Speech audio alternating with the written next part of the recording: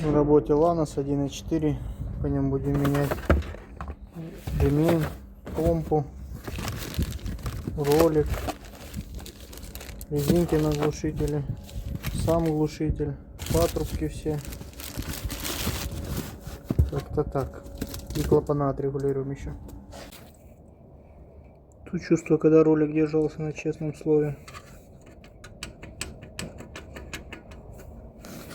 Помпа у нас потекшая, кстати. Но двигатель чистый, максимально. Хорошее масло заливали. Новенький ремешок стоит с помпой.